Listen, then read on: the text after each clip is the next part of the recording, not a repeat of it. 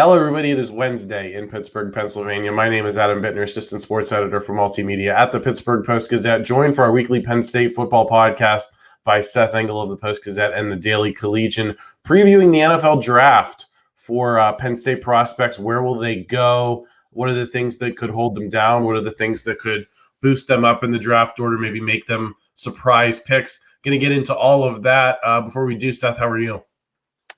Doing well. Yeah, it's as we were just discussing before we hopped on here, this is my last week of, I guess, real school ever.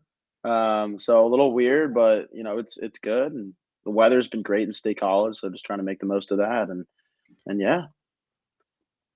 Yeah, you're going to enjoy the final week of college at the bar, but possibly keep an eye on the NFL draft while you're there. Hopefully we can maybe get your reactions later on to how things sort out. But before we before we get to that part, we have to actually get through the draft itself. So let's talk about how things may unfold for Penn State's top prospects and even some of their prospects that kind of maybe will go lower down the order. Seth, let's start with Olu Fashanu.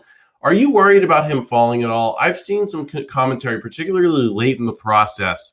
Lance Zierlein, Daniel Jeremiah, some pretty high-powered names and others that see him as less of a finished product than I think maybe you and I do.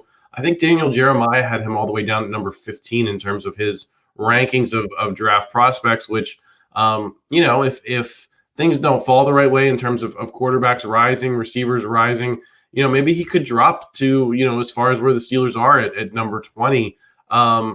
What are your thoughts on the kind of these late assessments that have had, Olu falling off here later on? Yeah, I mean, the assessments are kind of interesting. It feels like there's a mix of, okay, he's still a super raw prospect, and then, maybe he wasn't as dominant as maybe people have projected him this past season. I don't agree with that. We saw him this year. He was lights out every week, very consistent guy, pretty much his whole career at Penn State. And if it were up to me, I'd put him in the top 10 as a lock. But I'm looking at a lot of these mock drafts, and you're seeing more and more of him, getting closer to that number 15 pick, like you mentioned with Steelers at 20, getting around that range as well, and maybe even below there, which is confusing to me. It also has to do with the fact that, it's a loaded kind of class with quarterbacks. It's a loaded class with wide receivers, and especially loaded with offensive linemen. There could be, 3 to 4 offensive linemen taken by the time he hears his name. It's really just a matter of whether teams have him, above certain guys on their board or not. Yeah, I think it's just been interesting to see, because I think I talked about him on a Steelers mock draft for the first time this week when we were down at Mike's Beer Bar. If you missed that video, check it out. Olu wasn't quite the focus of it. We were talking about Graham Barton, but there was a mock that for the first time had tied him to the Steelers at number 20. I said, is it possible he could fall that far? Our draft experts, Chris Carter, Brian Bacco, don't think so. But he was the 4th offensive tackle taken in that mock draft, and that didn't seem like a completely crazy juggling of the order either, Seth. And it wasn't just about, is Olu falling off in comparison to other offensive tackles? I think he still holds up in that top 2 to 4 range. It's just a question of where that 2 to 4 range ends up getting taken in this draft, right? Yeah, no, for sure. I mean, we know what we're getting in Olu Fashanu. I think just having watched Penn State so closely, I just don't know if that's the case for a lot of these scouts. I mean, I'm sure they have, and we talked about this a couple weeks ago too, where it's like when some guys just start really, trending upwards, around the time of the combine, and around their pro day, like that helps a lot. Olu was a guy who was constantly in that 1 and 2 conversation with Joe Alt, really until I guess a couple months ago. And I think his injury did have something to do with that, where he had his combine cut short, and he wasn't able to participate in his pro day. So his name really isn't trending as much as some of these other guys who are now we're seeing mocked maybe ahead of him that we weren't during the season. Yeah, I think Tyrese Fuaga, Troy Fautanu are names that are kind of in the mix that I don't think we anticipated being real competition for Olu in that regard. The Lance Zierlein criticism that kind of stuck with me was Well, he's technically sound, but maybe he needs better instincts. I mean, to me, I'd rather have that than the other way around. I'd rather have a guy that's got the instincts, but not necessarily the frame and the professional technique to kind of execute. So I think there's still a lot to like about him. I'd be surprised if he falls to the Steelers at 20. I'm going to say, just based on my reading of what the stock is at this point, he's looking like a 10 to 15 guy to me. So maybe lower than we first anticipated, but still very solid. And I don't think he's in any jeopardy of becoming, one of those guys that's sitting in the room with the camera on him. Why is this guy falling? I don't think that's going to happen to him. I think he's still going to be taken pretty high. And I think it's going to be a question of how many of these teams want to chase these quarterbacks. We'll have to see come Thursday night. The other first-round prospect Penn State likely has is Chop Robinson. The knock seems to be on him that the production never quite matched up with how disruptive he was. I think he finished his career with 11 and a half sacks at Penn State. That's not a ton for a single season, let alone a whole career. But the Pro Football Focus scores, I mean, I look at those every week. He was always popping off, even going back to last season, let alone this past one. What do you think about his potential to be a finisher in the NFL, Seth? A guy who can hit double-digit sacks in a season? Because I think that's going to determine how teams see him as, is he going to be a bona fide first-round pick? I think that's the bar. You got to get double-digit sacks in the season, or is he going to still struggle to finish at the NFL level if he couldn't quite do it at the college level? This reminds me a lot of, when Jason Owe, now known as Adafe, was coming out of college and into the NFL. I don't believe he had a single sack in his final year at Penn State. And there were a lot of people knocking him for that and saying, well, he hasn't really produced the numbers, so how is he going to really transition to the NFL level? And since that point, Dafe Owe has been a consistent starter on the Ravens, and he has had no trouble, getting into that backfield. And Chop Robinson, I think is honestly a better prospect than Owe. This was a guy who, maybe he doesn't have the sack numbers per se, but he is one of the most consistent edge rushers at creating pressure and really just finding his way right next to the quarterback. It seemed like, every time that he would rush, he was beating that O lineman, whether he registered a sack or a TFL. I think Chop is twitchy and athletic, and he just really has just a knack for getting past linemen and into the backfield. And I think he has kind of some stuff that you can't really teach. And, I think he's definitely I think he's in line for a good NFL career, whether he's playing outside linebacker or, whether they keep on the D line there. Do you think he's definitely a first-round pick? If we're sitting here on Friday morning, do you think we're talking about him going somewhere in that 15 to 32 range? It definitely seems like it. And I think contrary to Olu, where maybe he couldn't, really perform to his best abilities because of that injury at the combine or at the pro day, Chop has really popped off completely.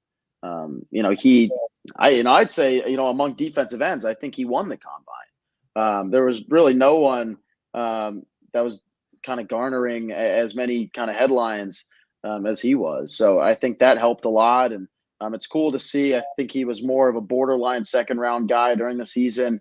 It's cool to see, almost every mock draft you looked at now, Chop Robinson's in the mid to late first kind of range. And I think that's right where he should be. Yeah, I agree with you. And I think that the bona fides are there. It's just a question of can he get the rest of the way into becoming an elite finisher? I think he can. And I think Penn State's defense and some of its dominance is working against Penn State's guys in some of these circumstances. The next one we're going to talk about is Adisa Isaac. He's looking like a projected, late second, maybe day 3 pick or round 3 pick, excuse me.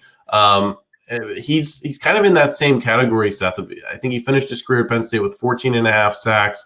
Obviously, he dealt with injuries that sidetracked him.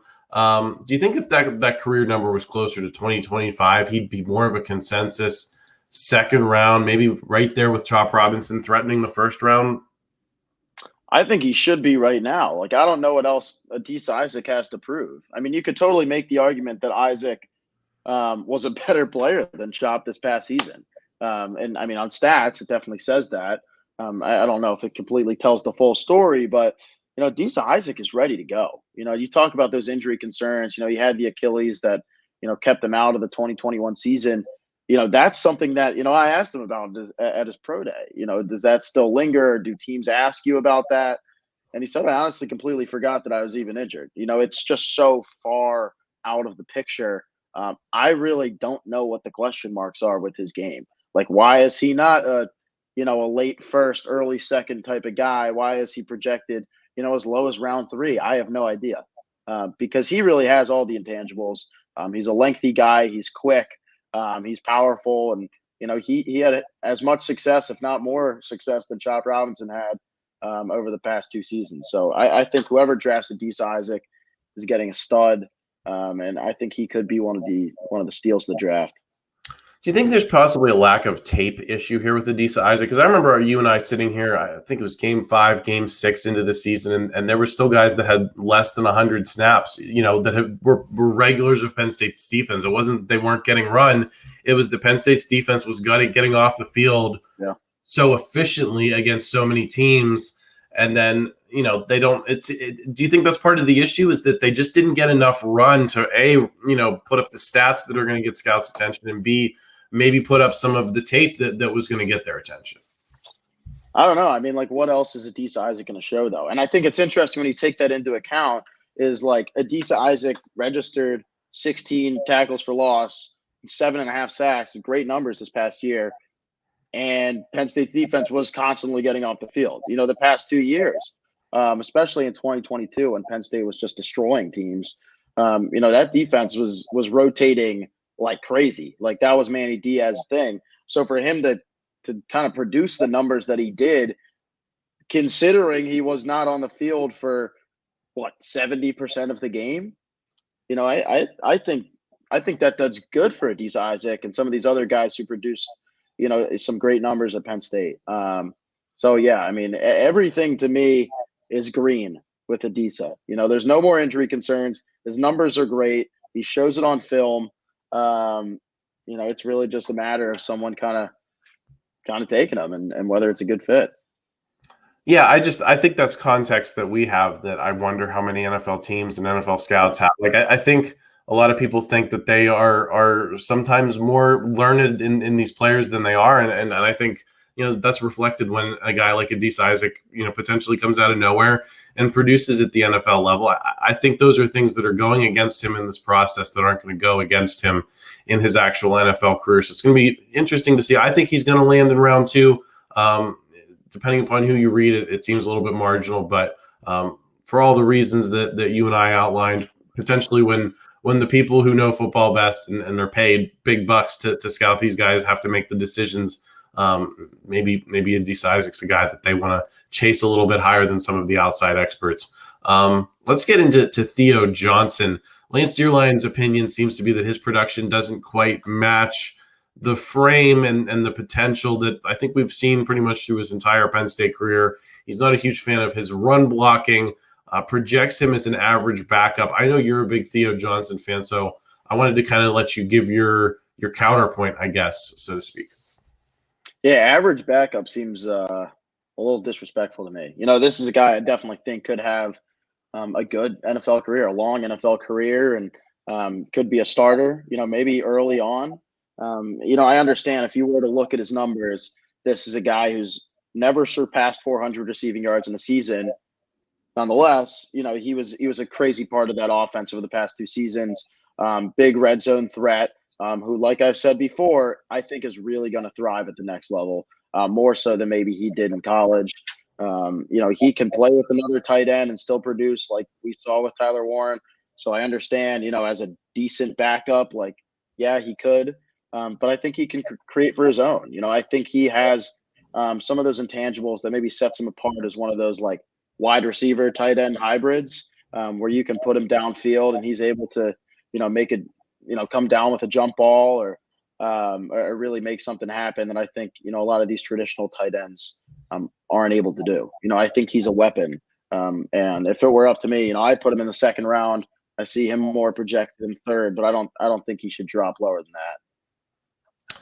Yeah, do you think Penn State's offense being kind of the mess that it was is again one of those things that you and I know that you wonder how did the NFL draft see these guys, and how does that context apply to his case, because the passing game was a mess, and I don't no one was producing in it. Keandre Lambert-Smith, the number one receiver, was not producing in it late in the season.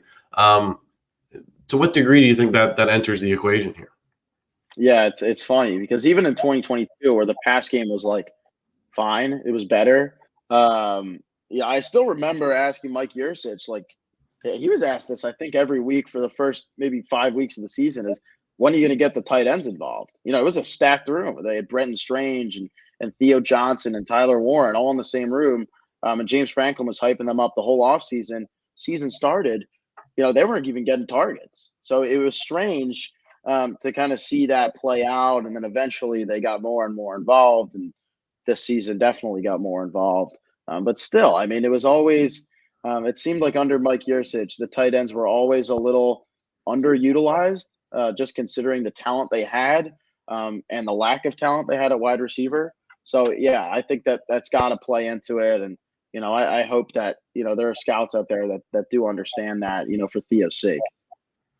Yeah, I think that's a big part of the equation, because if you think about Pat Freiermuth and how dominant he was in Penn State's offense, he was a second-round pick, and Theo Johnson was not Pat Freiermuth, right? And at least in terms of the on paper. So I understand, I guess is what I'm saying. I think Theo Johnson can be a good player at the next level, but you didn't necessarily see it at Penn State to the degree I think a lot of us expected to, and I think that's a fair knock. But these guys get paid the big bucks to possibly see past that. So I think he's going to be one of the more interesting guys to see where he lands. Is it going to be higher than a lot of the experts are thinking for reasons that we're talking about, or are the experts going to kind of prove to be right? A couple other guys I want to get into.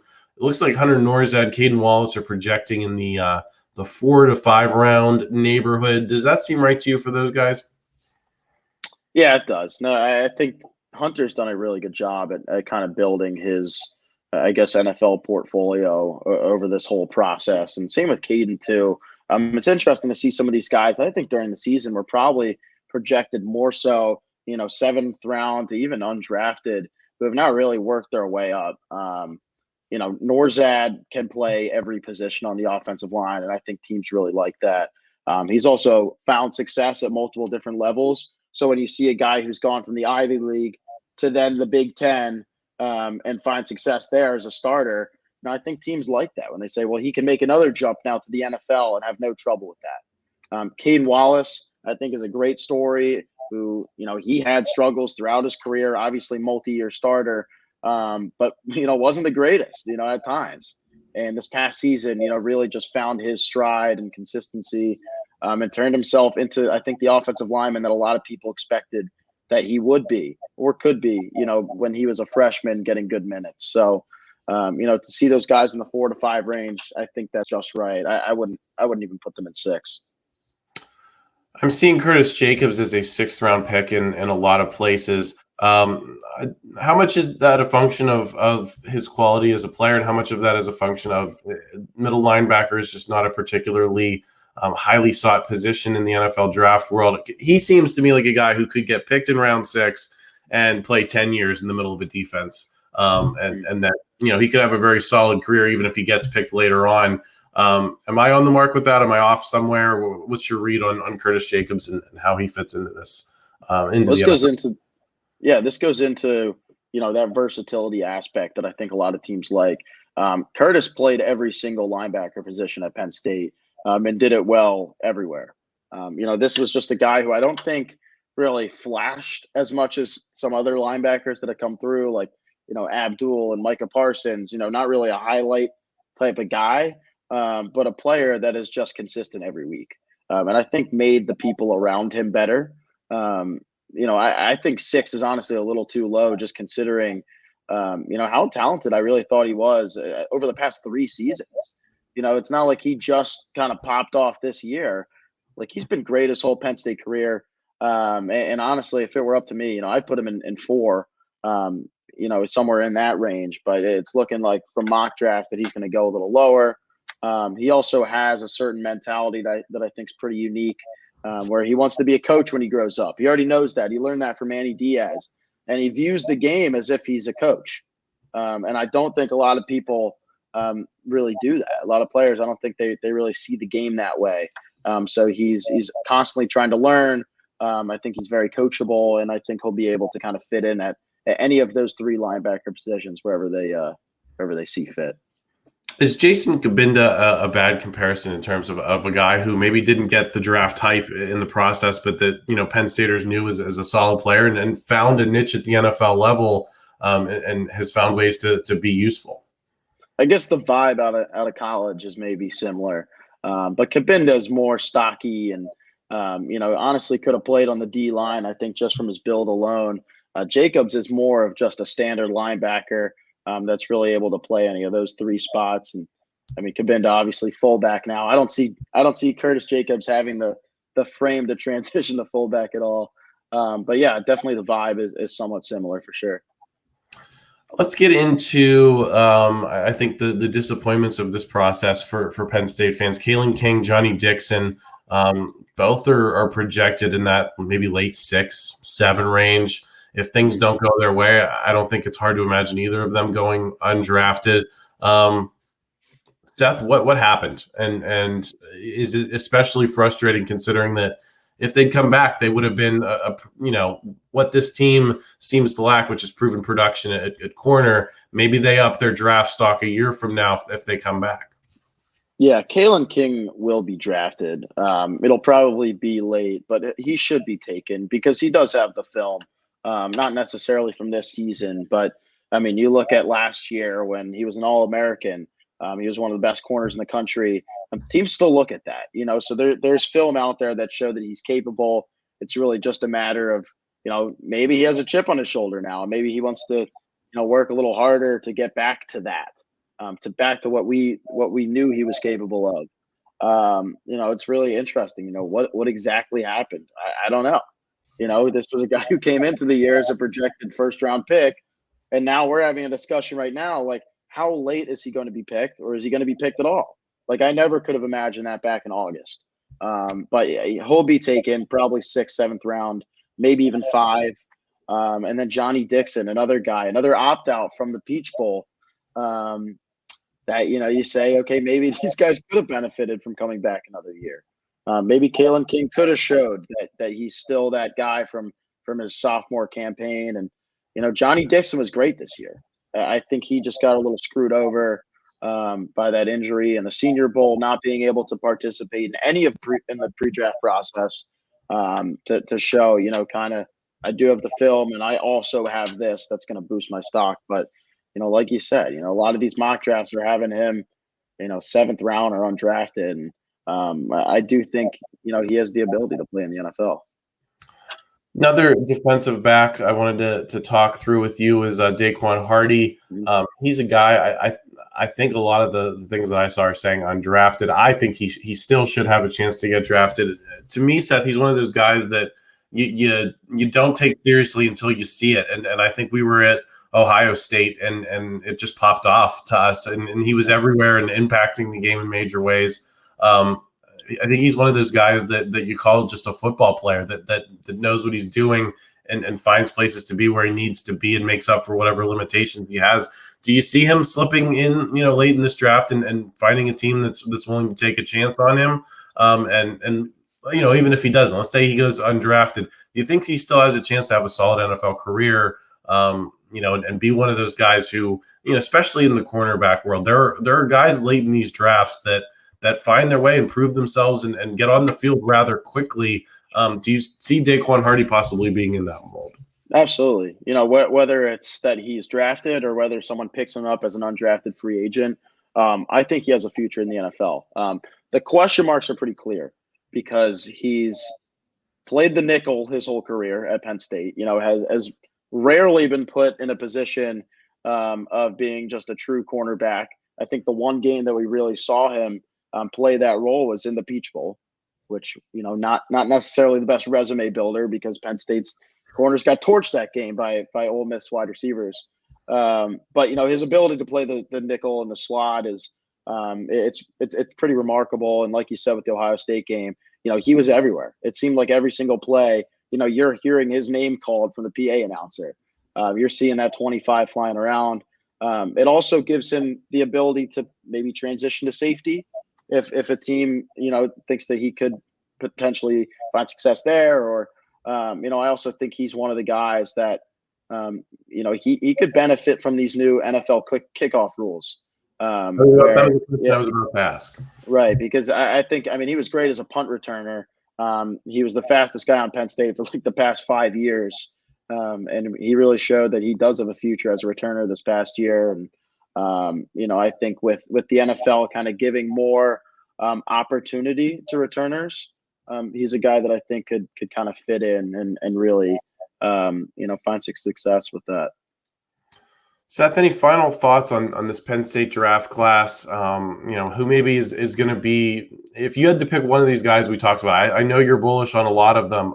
Who do you think has the most potential to kind of be that surprise pick that, we sit there and go, whoa, he went higher than I think we were expecting him to? Is it Adisa Isaac? Is it Kalen King maybe? How do you see this unfolding? Yeah, Adisa Isaac, I think he will be a day 2 guy. But I think he could go higher in the second round than I think maybe people are projecting. I think there's got to be a scout out there who's just saying, well, this is like the secret weapon right here. Because he's great on film. He's great in meetings.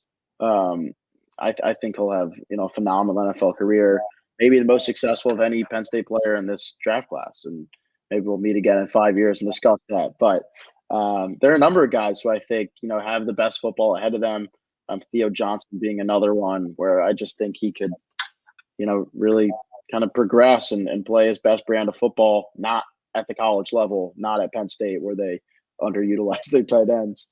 But yeah, I think those are the 2 guys for me.